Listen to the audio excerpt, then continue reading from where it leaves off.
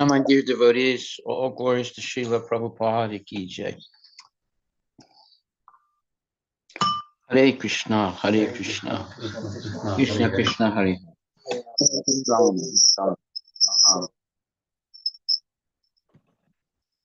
think we're on, sure, chapter 7. Bhagavad Gita, as it is it chapter 7? We are on 9th chapter, 15th verse, Maharaj. 9.14 or 13? Which one, Mataji? 9:15. 9:15 or 16? 15, Maharaj. 15 or 16? 15. 9:15. Thank you very much. So today or tonight we're hearing from chapter 9 of the Bhagavad Gita, and text number 15. Jnana yagyena chap anye yajanto mam upasate ekatvena pritatvena bahuda visruto mukham. Translation by Srila Prabhupada. Others who engage in sacrifice by the cultivation of knowledge worship the Supreme Lord as the one without a second, as diverse in many and in the universal form. Purport by His Divine Grace, A.C. Bhaktivedanta Swami Prabhupada. This verse is the summary of the previous verses. The Lord tells Arjuna that those who are purely in Krishna consciousness and do not know anything other than Krishna are called Mahatma. Yet, there are other persons who are not exactly in the position of Mahatma, but who worship Krishna also in different ways. Some of them have already been described as the distressed, the financially destitute, the inquisitive, and those who are engaged in the cultivation of knowledge. But there are others who are still lower, and these are divided into three. One, he who worships himself as one with the Supreme Lord. Two, he who concocts some form of the Supreme Lord and worships that. And three, he who accepts the universal form, the Vishwa Rupa of the Supreme Personality of Godhead, and worships that. Out of the above three, the lowest, those who worship themselves as the Supreme Lord, thinking themselves to be monists, are most predominant. Such people think themselves to be the Supreme Lord, and in this mentality, they worship themselves. This is also a type of God worship, for they can understand that they are not the material body, but are actually spiritual soul. At least such a sense is prominent. Generally, the impersonalists worship the Supreme Lord in this way. The second class includes the worshippers of the demigods, those who by imagination consider any form to be the form of the Supreme Lord. And the third class includes those who cannot conceive of anything beyond the manifestation of this material universe. They consider the universe to be the supreme organism or entity and worship that. The universe is also a form of the Lord. Okay, text number 16. Aham kratur aham yagna, swad aham aham oshadam, Mantro ham aham eva jyam aham agnir aham hutam. Translation by Srila Prabhupada. But it is I who am the ritual, I the sacrifice, the offering to the ancestors, the healing herb, the transcendental chant. I am the butter and the fire and the offering. Purport by Srila Prabhupada. The Vedic sacrifice known as Jyotistoma is also Krishna, and he is also the Mahayagya mentioned in the Smriti. The oblations offered to the Pitriloka, or the sacrifice performed to please the Pitriloka, considered as a kind of drug in the form of clarified butter, is also Krishna. The mantras chanted in this connection are also Krishna, and many other commodities made with milk products for offering in the sacrifices are also Krishna. The fire is also Krishna because fire is one of the 5 material elements and is therefore claimed as the separated energy of Krishna. In other words, the Vedic sacrifices recommended in the Karma Kanda division of the Vedas are in total also Krishna. Or, in other words, those who are engaged in rendering devotional service unto Krishna are to be understood to have performed all the sacrifices recommended in the Vedas. Text 17.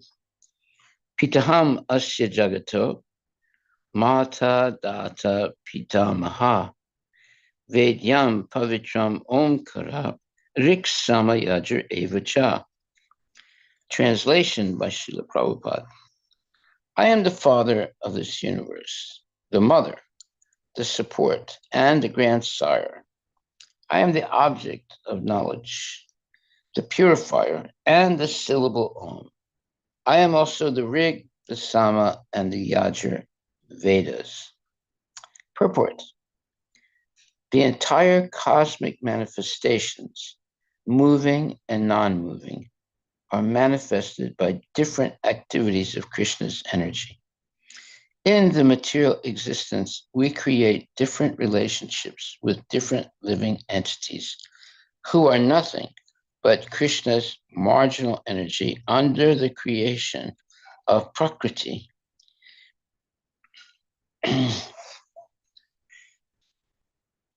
Some of them appear as our father, mother, grandfather, creator, etc. But actually, they are parts and parcels of Krishna. As such, these living entities who appear to be our father, mother, etc., are nothing but Krishna. In this verse, the word data means creator. Not only are our father and mother parts and parcels of Krishna, but the creator, the grandmother, and grandfather, etc., are also Krishna. Actually, any living entity being part and parcel of Krishna is Krishna.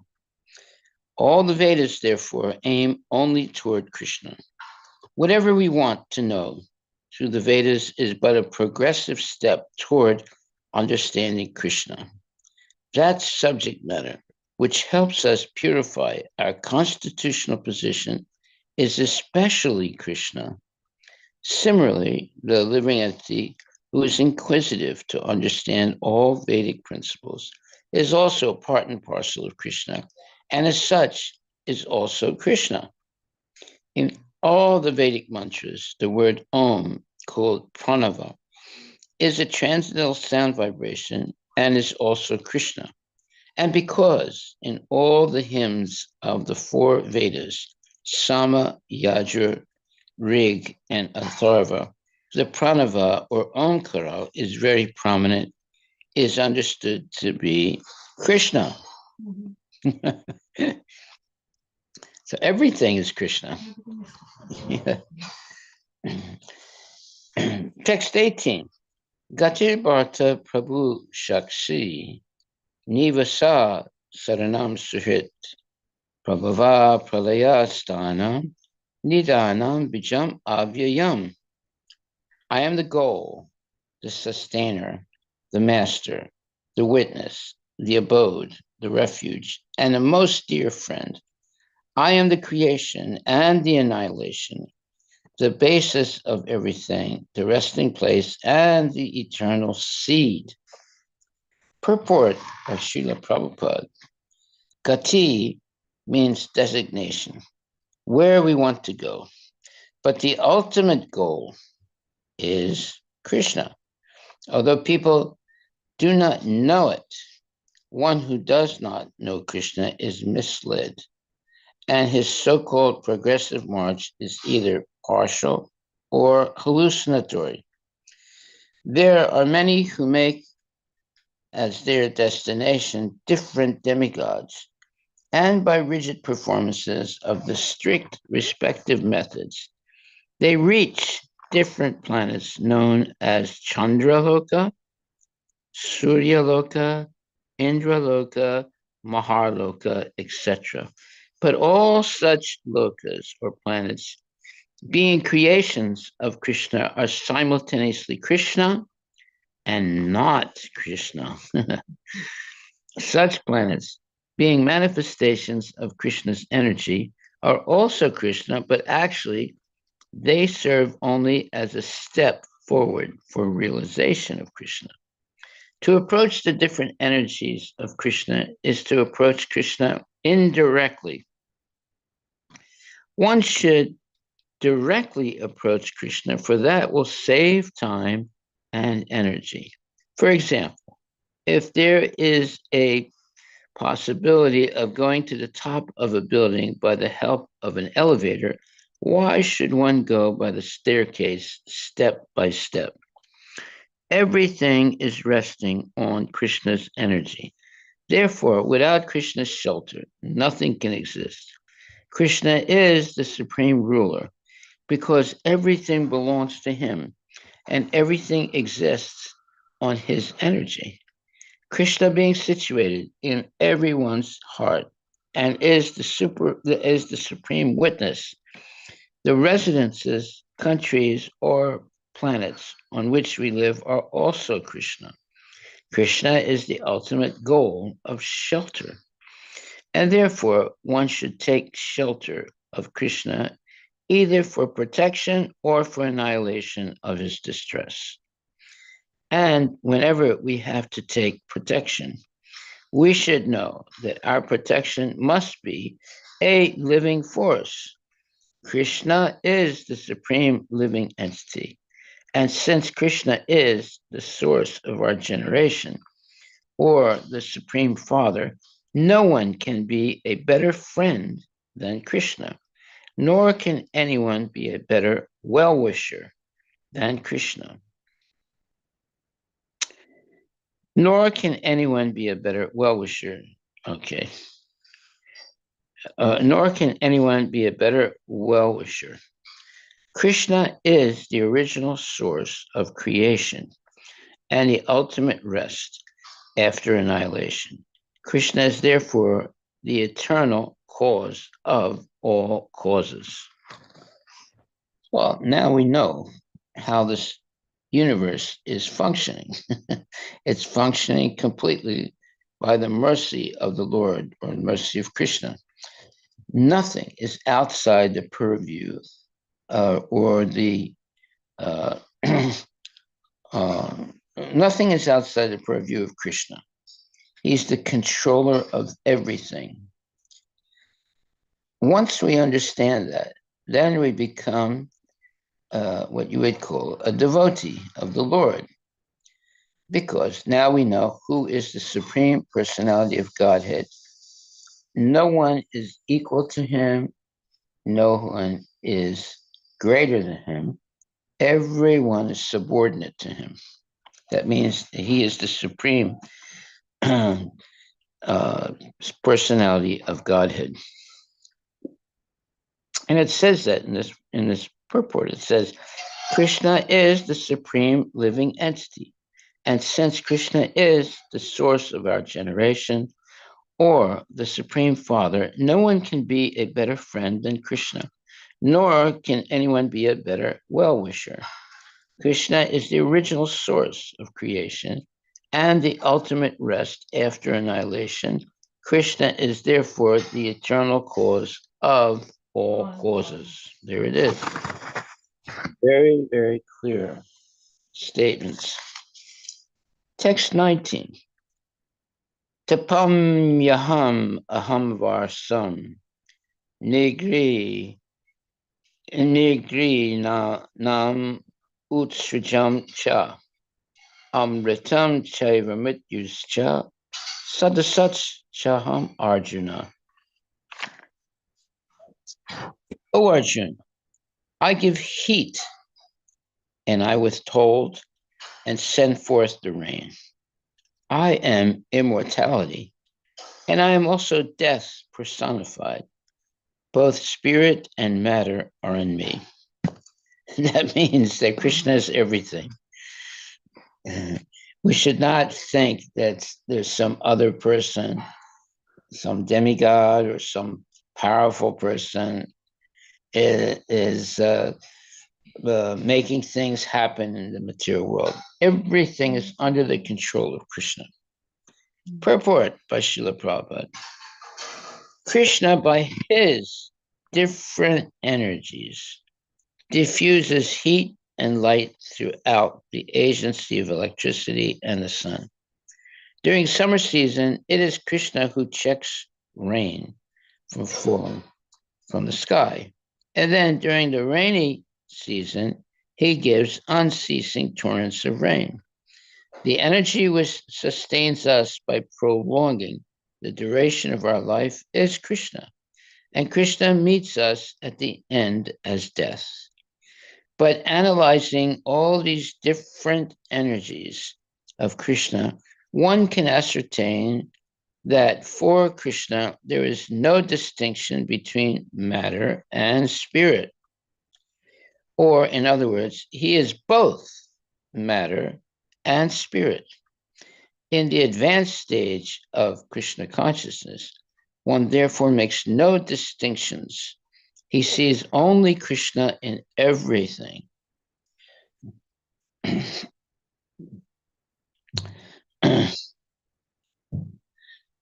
Since Krishna is both matter and spirit, the gigantic universal form comprising all material manifestations is also Krishna, meaning the Virat Rupa.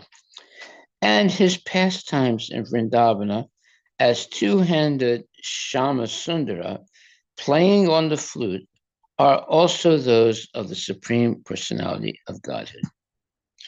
Okay, well, that means that Krishna is everything. And he's present everywhere. So what does that lead to? We must surrender completely to Krishna and no one else. And here also it says, for Krishna, there is no difference between matter and spirit. He controls both matter and spirit. Okay, text number 20. So, Maharaj, if everything is Krishna, Yeah. There are certain bad things that are happening in our lives or in the entire world. That is also Krishna.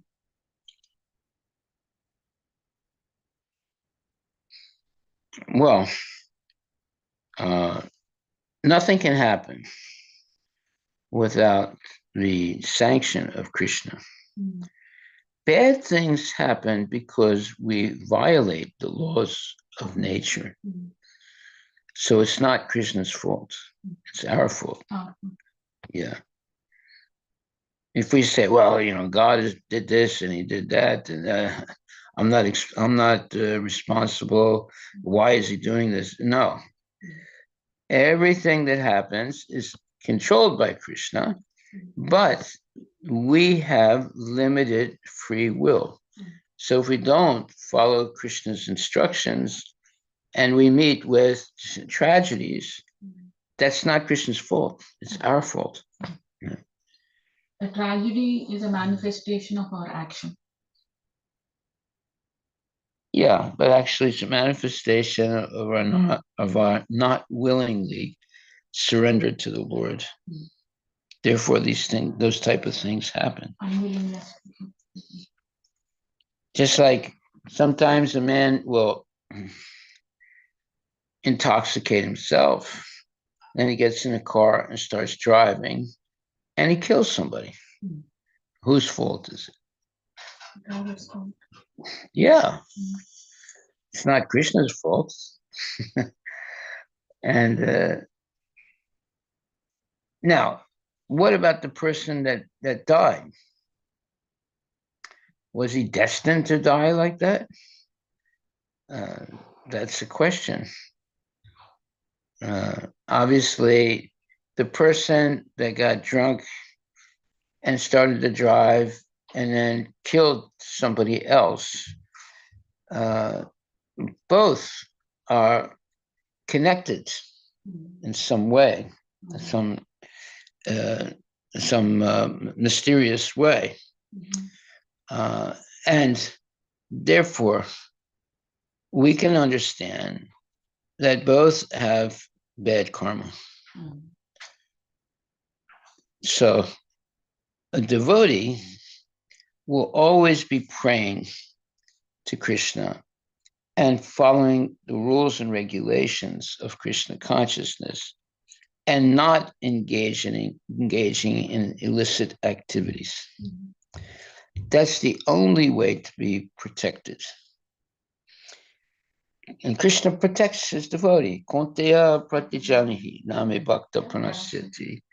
Declare it boldly, Arjuna, that my devotee will never perish. We should believe in that statement. That statement is so important. But if we want to play games and not be, let's say, 24/7 engaged in Krishna consciousness, and we take a hiatus and engage in nonsense, then we're not protected. Yeah. So one time, this devotee, I gave him a car and to use only for Krishna consciousness. So then, after some time, he had a really bad accident with that car and he almost died and the car got totaled. So when I went to the hospital to see him, I said, how did this happen? He said, oh, I don't know. I said, what do you mean you don't know? I mean, you were driving the car, weren't you? He said, well, yeah, I was driving the car. I said, but where was that car going? And then, he said this, he said that, but finally he told the truth. He said he was going to see a movie.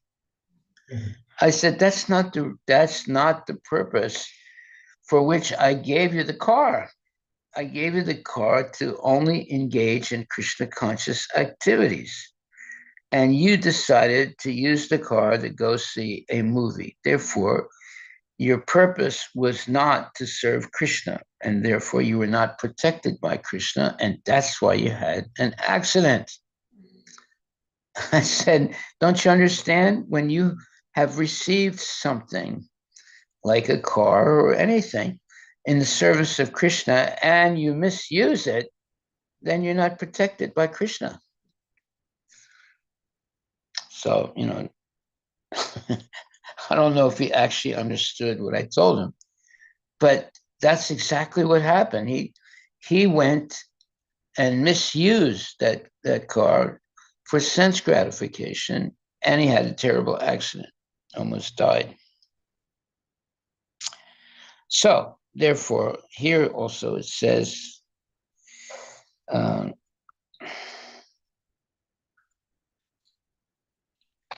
Krishna, by his different energies, diffuses heat and light through the agency of electricity and the sun. During summer season, it is Krishna who checks rain from falling from the sky. And then during the rainy season, he gives unceasing torrents of rain. The energy which sustains us by prolonging the duration of our life is Krishna. And Krishna meets us at the end as death.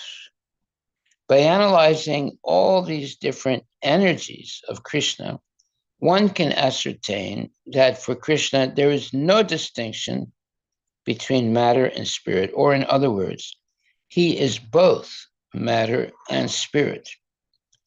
In the advanced stage of Krishna consciousness, one therefore makes no such distinctions. He sees only Krishna in everything. Since Krishna is both matter and spirit, the gigantic universal form comprising all material manifestations is also Krishna, and his pastimes in Vrindavana as two-handed Shamsundar playing on a flute are those of the Supreme Personality of Godhead, Krishna. Therefore, Krishna is in everything. Not only is he in our heart, not only is he in the heart of every living entity, he's also in the heart of all living entities. And he is controlling everything in the universe. When we function in Krishna consciousness, surrendered to the Lord, then we are being protected by the mercy of the Lord. But if we become errant and not engage in Krishna consciousness, then we are subject to the forces of material nature. And it's extremely dangerous. Okay.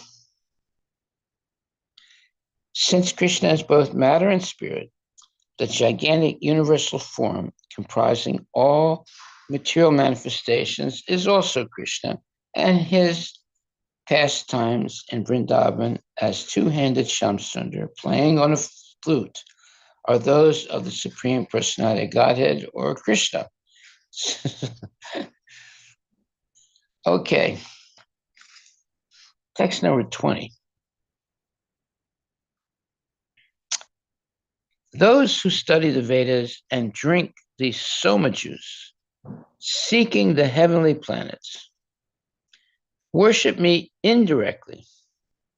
Purified of sinful reactions, they take birth on the pious heavenly planet of Indra, where they enjoy godly delights.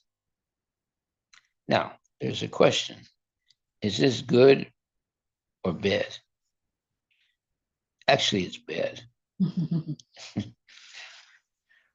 And we'll hear why now.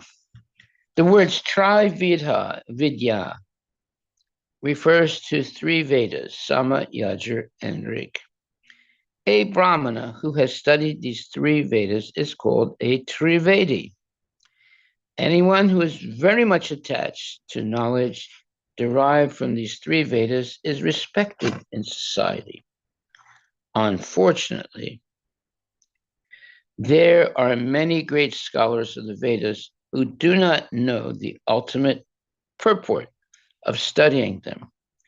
Therefore, Krishna herein declares himself to be the ultimate goal for the Trivedis.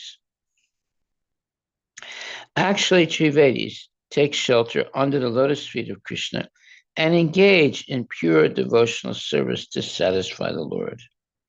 Devotional service begins with the chanting of the Hare Krishna mantra, and side by side, trying to understand Krishna in truth.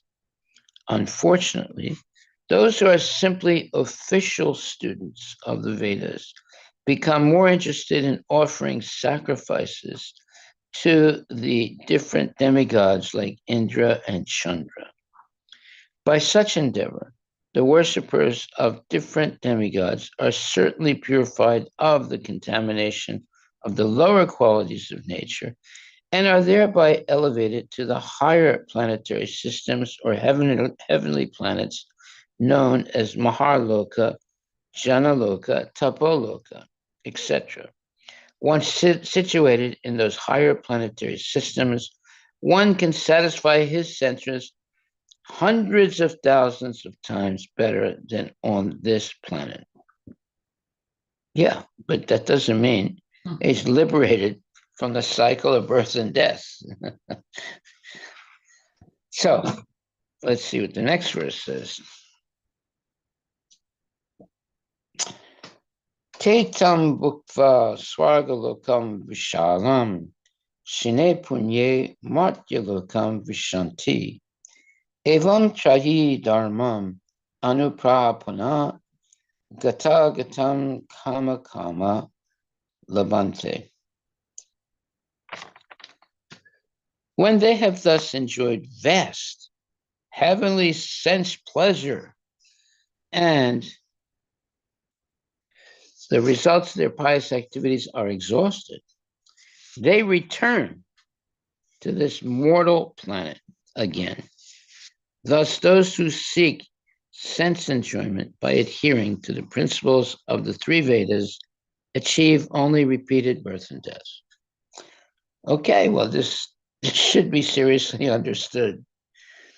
Just because people are engaged in karma kanda activities and they are elevated to higher planets where enjoyment is much more intense, that is not the goal of life. Mm-hmm. And therefore it says here in the purport, one who is promoted to the higher planetary systems enjoys a longer duration of life and better facilities for sense enjoyment. Yet, one is not allowed to stay there forever. One is again sent back to this earth upon finishing the resultant fruits of pious activity. He who has not attained perfection of knowledge, as indicated in the Vedanta Sutra, Janmada Sayata, or in other words, he who fails to understand Krishna, the cause of all causes, becomes baffled about achieving the ultimate goal of life and is thus subjected to the routine of being promoted to the higher planets and then again coming down as if situated on a Ferris wheel, which sometimes goes up and sometimes comes down. Mm-hmm. So that's called the Ferris wheel syndrome. The purport is that instead of being elevated to the spiritual world from which there is no longer any possibility of coming down, one simply revolves in a cycle of birth and death on higher and lower planetary systems. One should better take to the spiritual world to enjoy an eternal life full of bliss and knowledge and never return to this material existence. Okay, so this Ferris wheel syndrome is a very vicious thing, actually. And it's hard to get free of it. Mm-hmm. One has to hear from bona fide devotees and take to heart what they are teaching of how to become free from the cycle of birth and death. Otherwise, there's no hope. And it says here, he who fails to understand Krishna, the cause of all causes, becomes baffled by achieving the ultimate goal of life and is thus subjected to the routine of being promoted to the higher planets and then again coming down as if situated on a Ferris wheel, which sometimes goes up and sometimes comes down. The purport is that instead of being elevated to the spiritual world from which there is no longer any possibility of coming down, one simply revolves in the cycle of birth and death on higher and lower planetary systems. One should better take to the spiritual world to enjoy an eternal life full of bliss and knowledge, and never return to this miserable material existence. Well, see, that last couple of words is very important. Actually, everything in this material world is miserable and is the source of suffering. Unless we engage in devotional service and qualify ourselves to go back to Godhead, we will be caught in the Ferris wheel of material merry-go-round of repeated births and deaths, sometimes going on the higher planets, sometimes going to the lower planets, and be actually miserable. There's misery on the upper planets. There's also misery on the lower planets. So we're not really solving any problem by having some good karma and then bad karma and so forth. And he talks here in this purport. It says, "He who has not attained perfection of knowledge, as indicated in the Vedanta Sutra, Janmadasayata, or in other words, he who fails to understand Krishna, the cause of all causes, becomes baffled, meaning confused, about achieving the ultimate goal of life, and is thus subjected to the routine of being promoted to the higher planets and then again coming down as if situated on a Ferris wheel, which sometimes goes up and sometimes comes down." The purport is that instead of being elevated to the spiritual world from which there is no longer any possibility of coming down, one simply revolves in the cycle of birth and death on higher and lower planetary systems. One should better take to the spiritual world to enjoy an eternal life full of bliss and knowledge, and never return to this miserable material existence. So that is the real face or the real reality of life in the material world of an unholy person. Existence is miserable. And there's nothing that's actually joyful in such existence. So, what is the solution? One should completely surrender to a bona fide spiritual master who will help us surrender completely to Krishna, the Supreme Personality of Godhead, and engage in devotional service for the Lord. Now we're on a different level of progression towards going back to Godhead.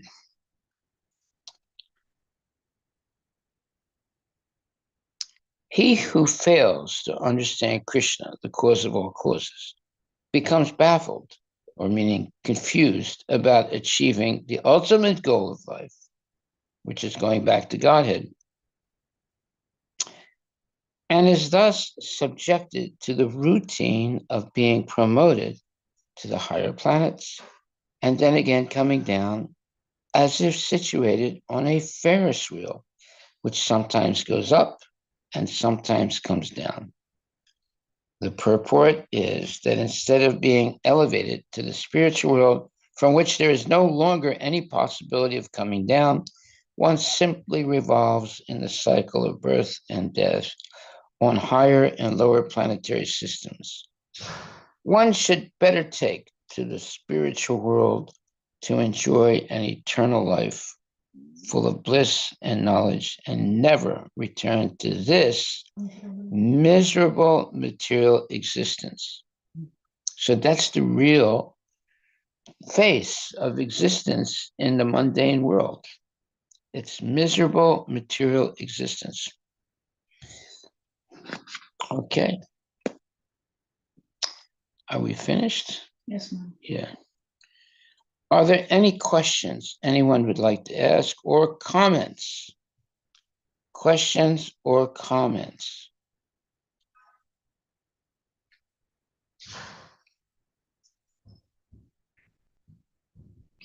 Hare Krishna, Krishna Krishna, Hare Hare, Hare Rama, Rama Rama, Hare Hare. Any questions or comments?